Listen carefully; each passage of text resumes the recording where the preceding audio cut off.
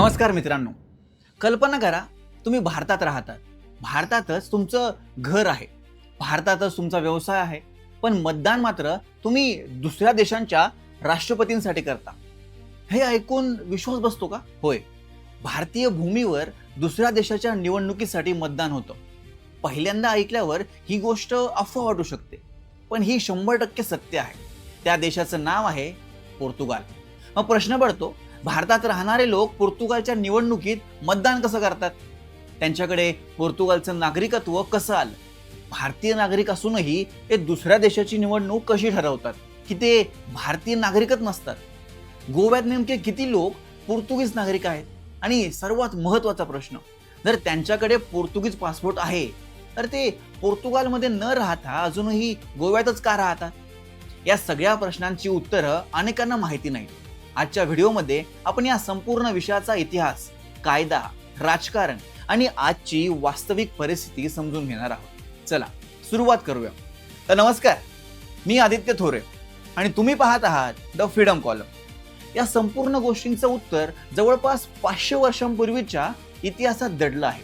सन 1510.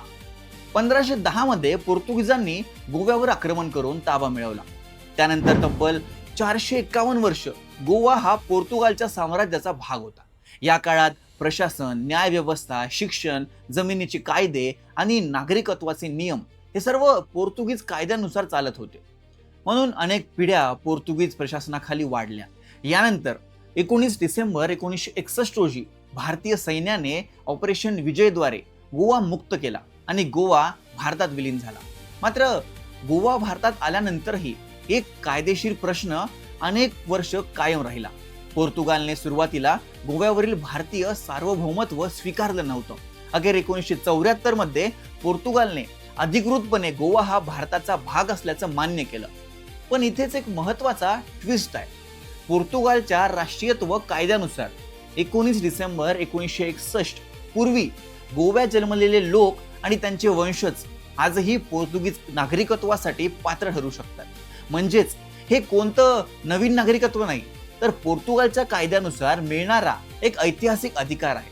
यामुळे आजही अनेक गोवेकर पोर्तुगीज पासपोर्ट मिळवतात. आता सर्वात मोठ्या प्रश्नाकडे वळूया. गोव्यात मतदानाच्या पेट्या नेमक्या कशा येतात? भारतात दुसऱ्या देशाची निवडणूक कशी होते? याचं उत्तर आंतरराष्ट्रीय नियमांमध्ये आहे. जगभरात राहणाऱ्या आपल्या नागरिकांना मतदानाचा अधिकार देण्यासाठी अनेक देश परदेशातील दूतावास आणि वाणिज्य दूतावासांमध्ये मतदानाची व्यवस्था करतात. पोर्तुगालही त्याला अपवाद नाही. गोव्यात पोर्तुगालचे वाणिज्य दूतावास आहेत. पोर्तुगालमध्ये निवडणूक जाहीर झाली की हेच दूतावास अधिकृत मतदान केंद्र बनवतात. ज्या व्यक्तींकडे पोर्तुगीज नागरिकत्व आहे आणि ज्यांनी आधी मतदार म्हणून नोंदणी केली आहे ते ठरलेल्या दिवशी दूतावासात जाऊन मतदान करतात. तेथे अधिकृत मतदानाच्या पेट्या ठेवलेल्या असतात. काही निवडणुकांमध्ये पोस्टल बॅलेटची ही सुविधा असते. म्हणजेच मतपत्रिका थेट मतदारांच्या पत्त्यावर पाठवल्या जातात.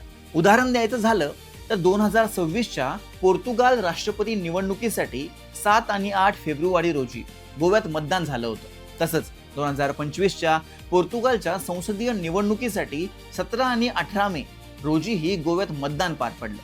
म्हणजे गोव्यात राहणारे पोर्तुगीज नागरिक आपल्या देशाच्या निवडणुकीत सहभागी होण्यासाठी पोर्तुगालला जाण्याची गरज पडत नाही. आता पुढचा प्रश्न, नेमके किती गोवेकरांकडे पोर्तुगीज नागरिकत्व आहे? याचं अचूक उत्तर कोणाकडेही नाही, कारण अधिकृत सार्वजनिक आकडेवारी उपलब्ध नाही. पण उपलब्ध सरकारी आणि अधिकृत माहितीनुसार गेल्या 10 ते 12 वर्षात सुमारे 30,000 गोवेकरांनी भारतीय पासपोर्ट सोडून पोर्तुगीज नागरिकत्व स्वीकारलेलं आहे. यातील गेल्या 5 वर्षातच सुमारे 8 ते 10,000 लोकांनी पोर्तुगीज नागरिकत्व घेतल्याची सांगितले जाते. आणि ही संख्या यापेक्षाही मोठी असू शकते, कारण 1961 पूर्वी जन्मलेल्या व्यक्तींची मुलं, नातवंड आणि काही प्रकारांमध्ये पुढील पिढ्यांनीही कायदेशीर प्रक्रियेनंतर हा अधिकार मिळू शकतो. आता सर्वात मनोरंजक प्रश्न, जर त्यांच्याकडे पोर्तुगीज पासपोर्ट आहे तर ते पोर्तुगालमध्ये का राहत नाहीत? उत्तर अगदी सोपं आहे. बहुतेक लोकांसाठी पोर्तुगीज पासपोर्ट म्हणजे गोवा सोडण्याचं कारण नाही, तर आयुष्यातील नवीन संधीचं दार आहे. त्यांची घरं गोव्यात आहेत, त्यांची शेती गोव्यात आहे, व्यवसाय गोव्यात आहेत, नातेवाईक, मित्र, संपूर्ण सामाजिक आयुष्य गोव्यातच आहे. त्यामुळे कायमस्वरूपी पोर्तुगालमध्ये जाऊन राहण्याची इच्छा अनेकांची नसते. पण पोर्तुगीज पासपोर्टमुळे त्यांना एक मोठा फायदा मिळतो, कारण पोर्तुगाल हा युरोपियन युनियनचा सदस्य आहे. त्यामुळे युरोपमधील अनेक देशांमध्ये प्रवास, शिक्षण, रोजगार आणि काही ठिकाणी वास्तव्यासाठीही मोठी संधी उपलब्ध होतात. म्हणूनच अनेक जण पासपोर्ट घेतात, पण कायमचे स्थलांतर करत नाहीत. गरज पडली तर युरोपमध्ये जातात आणि पुन्हा गोव्यात परत येतात. म्हणजेच त्यांच्यासाठी पोर्तुगीज पासपोर्ट हा ओळख बदलण्याचं साधन नसून भविष्यातील संधीचं एक दार आहे.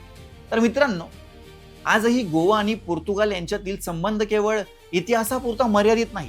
तो आजही कायद्यात, नागरिकत्वात आणि निवडणूक प्रक्रियेत जिवंत आहे. गोव्यात मतदानाच्या पेट्या येतात, कारण तिथे पोर्तुगीज नागरिक राहतात.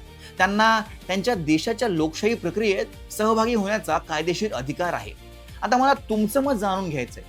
जर एखादी व्यक्ती भारतात राहत असेल, पण दुसऱ्या देशाची नागरिक असेल आणि त्या देशाच्या निवडणुकीत मतदान करत असेल, तर तुम्हाला हे योग्य वाटतं का? तुमचं मत कमेंटमध्ये नक्की सांगा. जर व्हिडिओ आवडला असेल आणि माहितीपूर्ण वाटला असेल तर व्हिडिओला लाईक करा, द फ्रीडम कॉलम चॅनलला सबस्क्राईब करा आणि अशाच भन्नाट, तथ्याधारित आणि अभ्यासपूर्ण व्हिडिओंसाठी आमच्यासोबत जोडलेले राहा. पुन्हा भेटू एका नव्या आणि रोचक विषयासह. धन्यवाद.